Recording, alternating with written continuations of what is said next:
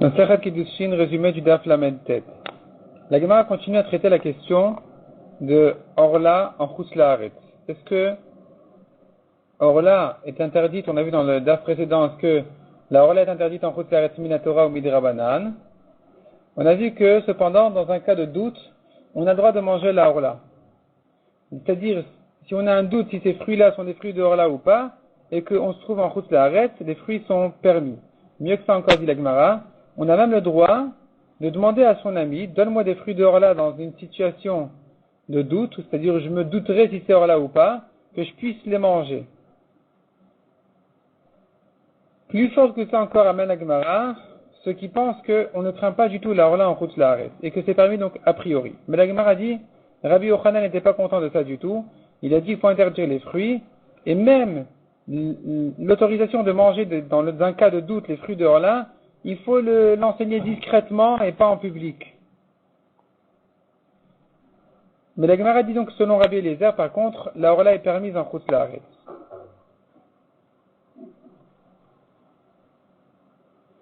La Gemara demande sur celui qui dit que la Orla était à la Chala Moshe Mishnah en Chutz La'aretz. Celui qui pense que la Orla est interdite Minatora en Chutz La'aretz comme en tant que la Chala Moshe Mishnah, comment ça se fait que dans un cas de doute c'est permis? Pourtant, si c'est un doute Minatora, on devrait l'interdire. Et la Gemara dit qu'en réalité, la halakha était transmise comme ça. La halakha, la Moshe Mishinai, a été dite comme ça. La Orla est interdite en Chutz La'aretz, mais dans un cas de doute, c'est permis.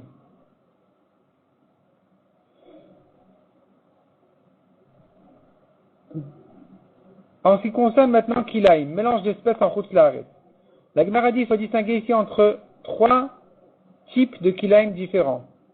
Trois types de Kilaim, de mélange d'espèces.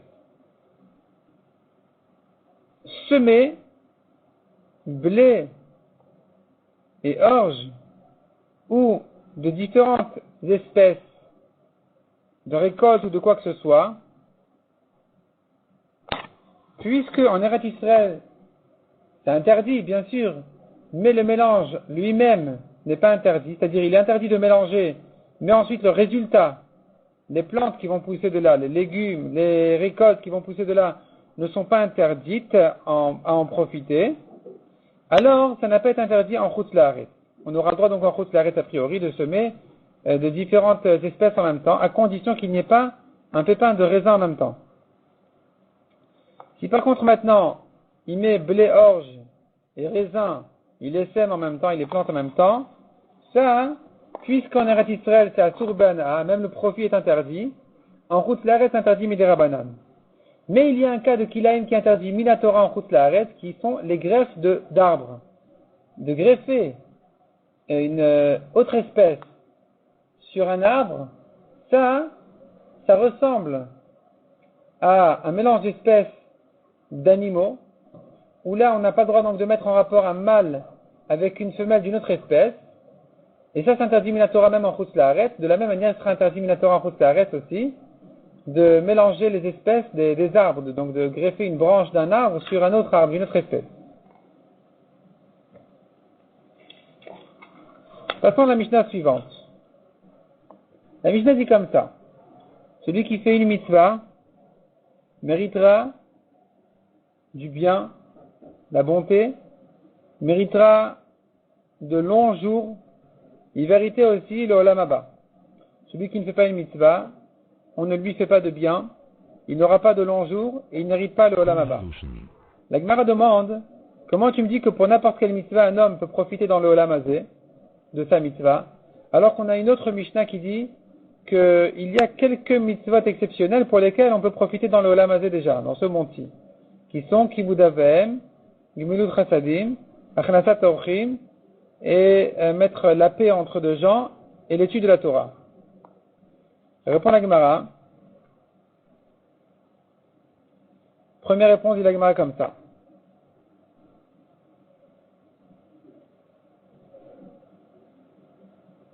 Notre Mishnah qui dit que pour n'importe quelle mitzvah, il va mériter déjà dans ce monde-ci d'en profiter. Il s'agit de quelqu'un qui a une majorité de mitzvot. Et donc pour une mitzvah, n'importe laquelle, ça va basculer la balance du bon côté. Alors que la Mishnah qui a dit là-bas que seul pour ces mitzvahs de l'exceptionnel, il va mériter dans ce monde-ci déjà, il s'agit que la balance est équivalente. et que parmi ses mérites il y a une de ces mitzvot, c'est là on dira bon, c'est bien, ça va, il peut profiter déjà dans le Olam Hazé du salaire de ces mitzvot. La Gemara demande là-dessus, comment tu peux dire que pour n'importe quelle mitzvah, un homme peut profiter déjà dans ce monde-ci s'il a une majorité finalement de mitzvot, alors qu'on a appris dans une autre braïta qui dit, quelqu'un qui a une majorité de mérite, il va souffrir. On le considère comme s'il avait brûlé toute la Torah, entièrement, de manière à le nettoyer complètement, à ce qu'il arrive complètement propre au Olam Haba. Inversement, celui qui a une majorité d'Averot, celui-là, il sera gâté dans ce monde-ci, comme s'il avait fait toute la Torah entière, et de manière à ce qu'il arrive au Olam Haba, sans aucune mitzvah. Elle répond la Gemara de réponse là-dessus.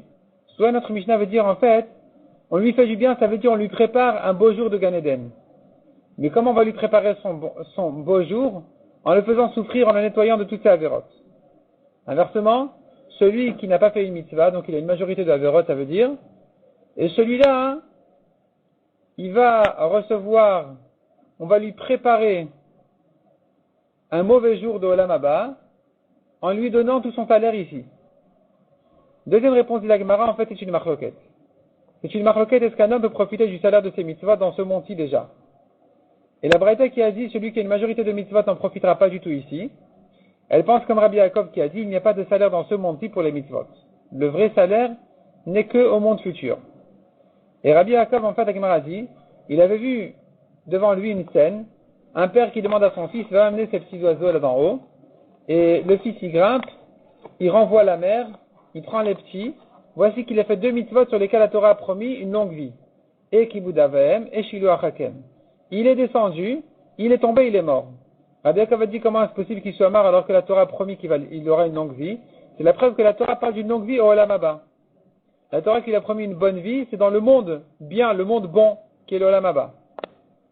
Voilà la conclusion de Rabbi Yaakov de cette histoire, qui a donc tiré de là une preuve qu'il n'y a aucun salaire dans le Olam Hazé sur les mitzvot.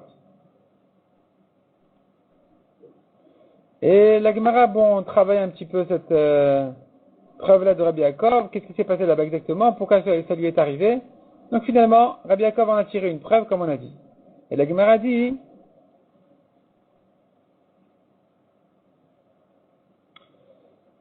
si le grand-père de Rabbi Yaakov, qui était Acher, Elisha ben Avouya, qui était un grand Tana qui avait mal tourné, s'il avait compris le passage comme son petit-fils, il n'aurait pas mal tourné, il n'aurait pas fauté. Et lui aussi, en fait, qu'est-ce qui s'est passé? Il a vu aussi soit une scène comme celle-là d'un père qui a demandé à son fils de lui amener les petits oiseaux, et le fils est mort, et donc il a mal tourné, il a dit c'est pas possible que la Torah promette une longue vie, et voilà, voici qu'il est mort. Ou bien, la Gemara dit, il a vu encore une autre scène qui ressemblait un peu à celle-là, d'un grand Tana qui a été tué par les Romains, et dont le corps a été vraiment très mal gardé, au contraire. Et donc, il a vu ça, et ça l'a choqué, il est allé fauter, au lieu de comprendre que le salaire n'est que au Olam Haba. La Gemara continue à demander, mais comment tu me dis que celui qui fait une mitzvah, il mérite son salaire, il mérite de profiter au Olam Hazé, alors qu'on a une braïta qui dit, celui qui ne fait pas une avéra, déjà, il mérite son salaire, il mérite un grand salaire. Donc, est-ce qu'il faut faire une mitzvah pour mériter un grand salaire, ou même de s'abstenir de faire une avéra, c'est déjà grand? La Gemara répond, s'il a une occasion de faire une avéra, la Vera s'est présentée devant lui et qui s'en est retenu, c'est lui qui aura le grand salaire comme s'il avait fait une mitzvah. Comme dit Rachid, tu n'as pas une plus grande mitzvah que celle-là que de se retenir surmonter son état. Mais quelqu'un qui n'a pas eu l'occasion de faire une avera, s'il n'a pas fait ni mitzvah ni avera, celui-là n'aura pas la promesse du salaire. Le salaire, c'est soit s'il fait une mitzvah, soit s'il a eu une occasion de faire une avera et qu'il s'est retenu. La Gemara va donner dans le daf suivant des exemples d'averot, d'un grand Yetzirah de Gilou Yarayot qui s'est présenté devant les Tanaïm, devant les Amoraïm, et qu'ils se sont surmontés, ils sont retenus. Et sur ça, dit la Gemara, quel grand salaire il aura comme s'il avait fait une mitzvah positivement.